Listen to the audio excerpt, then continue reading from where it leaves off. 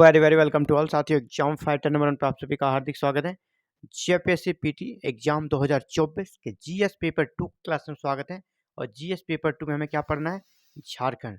तो झारखंड के क्लासेस में आप सभी का स्वागत है, जहाँ पे हम लोग झारखंड को डिटेल्स में पढ़ रहे हैं, क्योंकि झारखंड जो है ना, सफलता की चाबी है जेपीएससी पीटी एग्जाम में, है ना। जेपीएससी पीटी एग्जाम अगर आप सफल होना चाहते हैं तो आपको झारखंड पे कमांड करना होगा, क्योंकि मैंने पहले ही कहा कि 220 प्रश्न 400 में 220 प्रश्न सिर्फ और सिर्फ आपके झारखंड से आ रहे हैं।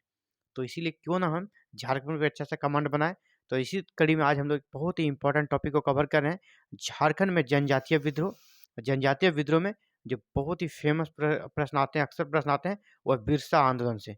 तो बिरसा आंदोलन को आज हम लोग करेंगे। तो बिरसा मूवमेंट को देखते हैं। बिरसा आंदोलन कब हुआ था?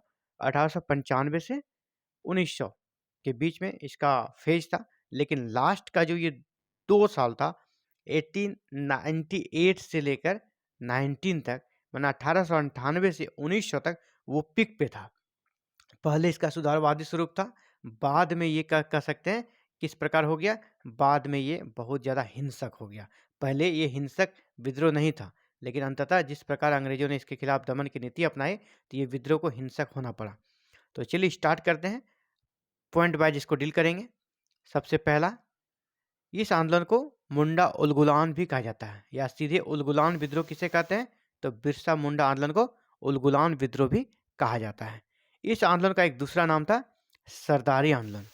तो दो नाम आप देख लें यहाँ पे, उलगुलान किसे कहते हैं? बिरसा मुंडा आंदोलन को। दूसरा सरदारी आंदोलन, सुरदारी नहीं, यहाँ पे सरदारी है ना, सरदारी आंदोलन। और दूसरा मुंडा उलगुलान। इस विद्रोह का प्रारंभ 1895 में बिरसा मुंडा के नेतृत्व में हुआ। विद्रोह का प्रारंभ कब हुआ? 1895 में। किसके नेतृत्व में? बिरसा मुंडा। और इसका जो उद्देश्य था, आरंभिक उद्देश्य, यह आंदोलन राजनीतिक, धार्मिक और सामाजिक उद्देश्यों से प्रेरित था, कि राजनीति में सुधार करना है, धर्म में सुधार करना है, समाज में सुधार करना है। कहीं भी कह सकते हैं हिंसक के आंदोलन करना है, मारपीट करना है, ऐसी कोई बात इसमें नहीं थी, है ना। अपने समाज को सुधारना है, अपनी राजनीतिक व्यवस्था को सुधारना है, अपने धर्म में जो कुरीतियाँ हैं उसे सुधारना है। इस प्रकार के उद्देश्यों से ये आंदोलन पहले प्रेरित थी, इसलिए इसको सुधारवादी आंदोलन कहा जाता है। बिरसा मुंडा का जो आंदोलन है, इसको सुधारवादी आंदोलन कहा जाता है। सुधार करने के लिए किया गया था, रिफॉर्म करने के लिए। लेकिन आगे जिस प्रकार अंग्रेजों ने दमन की नीति अपनाई, उसके कारण यह बाद में हिंसक हो गया, और कैसे बहुत सारी इसमें घटनाएं देखने को मिली। इस आंदोलन का जो मुख्य कारण था, उस कारणों को आप जान लें। सबसे बड़ा कारण था खूंट-कट्टी व्यवस्था की समाप्ति। अंग्रेजों ने खूंट-कट्टी व्यवस्था की समाप्ति कर दी। तो खूंट-कट्टी व्यवस्था क्या थी?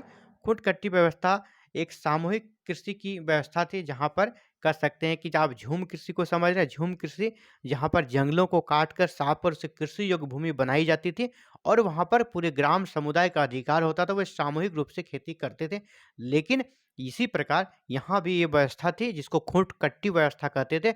आस-पास के जंगलों को सफाई करके उसे कृषि योग्य बनाकर वहाँ पर खेती सामूहिक रूप से की जाती थी आदिवासी समुदाय के द्वारा। लेकिन मुंडाओं के द्वारा जो खेती की जाती थी, अंग्रेजों ने इस पे रोक लगा दी, और इस प्रकार के कह सकते हैं जो वनों की कटाई कर रही थी, इस पर उन्हें रोक लगाया। इस व्यवस्था को कह सकते हैं समाप्त करने का प्रयास किया। इससे बहुत फ़ायदा था, लोगों में सामूहिकता की भावना आती थी, आपस में एकता की भावना आती थी, कृषि होता था, लोगों को रोज़गार मिलता था, है ना? सब कुछ ना कुछ काम करते रहते थे। तो खुदकट्टी व्यवस्था से क्या हो गया? बेरोज़गारी उत्पन्न हो गया। अब उनके पास कोई काम ही नहीं रहा। इनमें जंगलों की सफाई कर रहे हैं, तो साल में तो 6 महीने वो लोग सफाई करते थे, है ना? फिर सीज़न जब आता था, वो उसको उसमें कृषि में लग गया, यानी सभी लोगों को रोज़गार मिला हुआ था। एक तरह से सामूहिक एकता की भावना थी। तो वो सभी चीज़ें नष्ट हो गई खुदकट्टी व्यवस्था के कारण, और बेरोज़गारी उत्पन्न हो गई। इसीलिए इस व्यवस्था से जो मुंडा समुदाय थे, वो जनजातीय समुदाय थे, वो काफ़ी खन्न थे, काफ़ी अप्रसन्न थे, काफ़ी कैसे उसके अंदर असंतोष की भावना थी। तो पहला कारण ये हो गया। दूसरा, मिशनरियों के झूठे आश्वासन।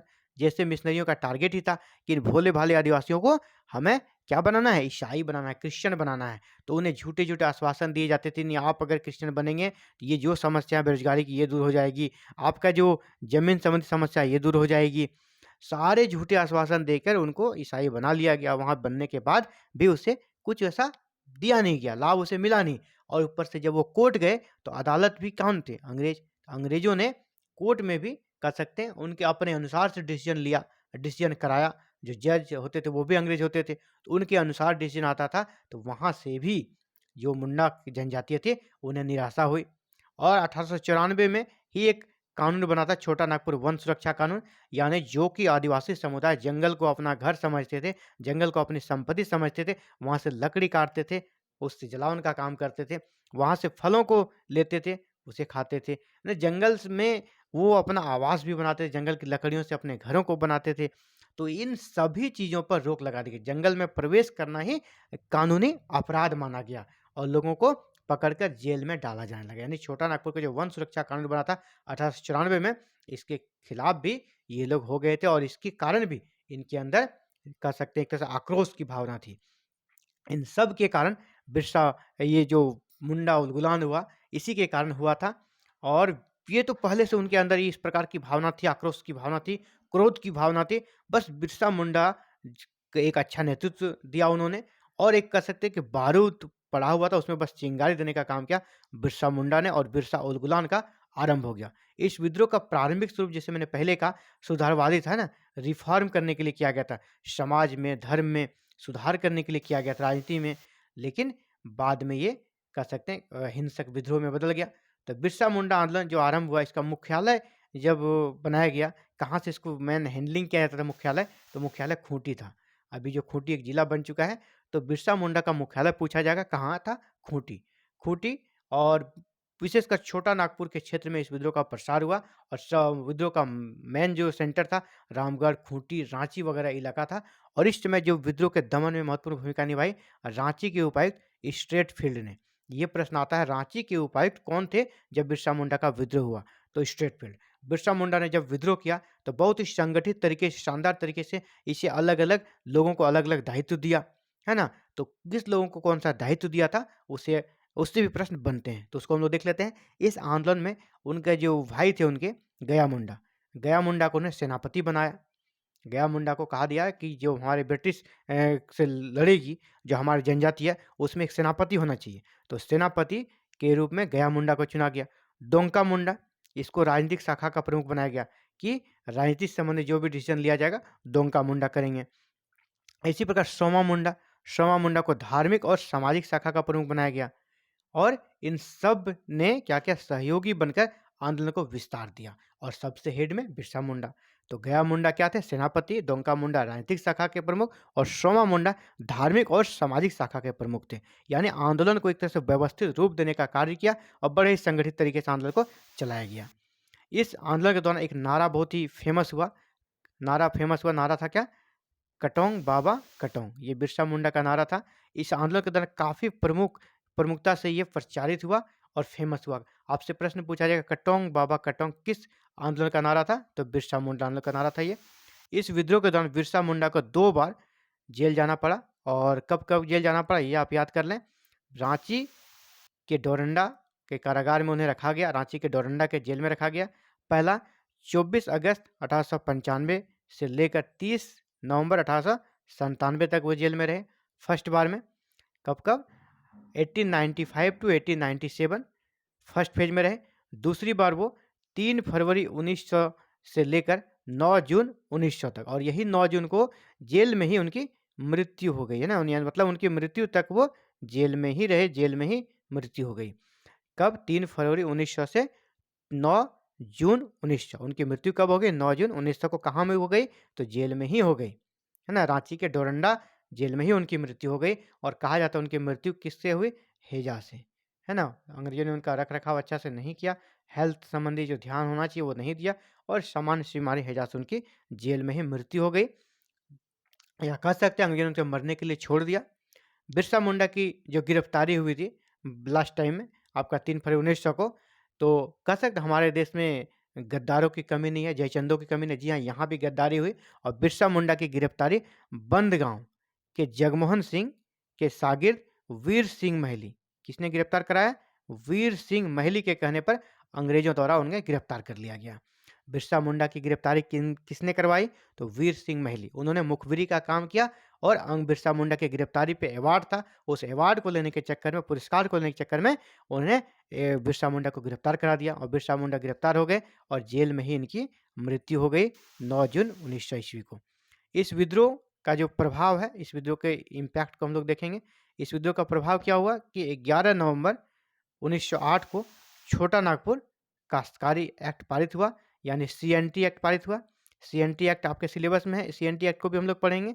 तो सीएनटी एक्ट पारित हुआ, इस विद्रोह का पहला प्रभाव है, बहुत ही महत्वपूर्ण प्रभाव है कि सीएनटी एक्ट बिरसा मुंडा आंदोलन का प्रभाव है। तो बिरसा मुंडा आंदोलन का सबसे बड़ा प्रभाव क्या हुआ कि 11 नवंबर 1908 को छोटा नागपुर काश्तकारी एक्ट पारित किया गया, सीएनटी एक्ट पारित किया गया। पहला पहला बहुत बड़ा प्रभाव। और सीएनटी एक्ट आपके सिलेबस में, इसको भी हम लोग डिटेल्स में पढ़ेंगे जब इसके क्लासेस करेंगे। सीएनटी और एसपीटी एक्ट को पढ़ना है आपको। इसके साथ ही दूसरा जो प्रभाव हुआ, गुमला और खूंटी को नया अनुमंडल बनाया गया।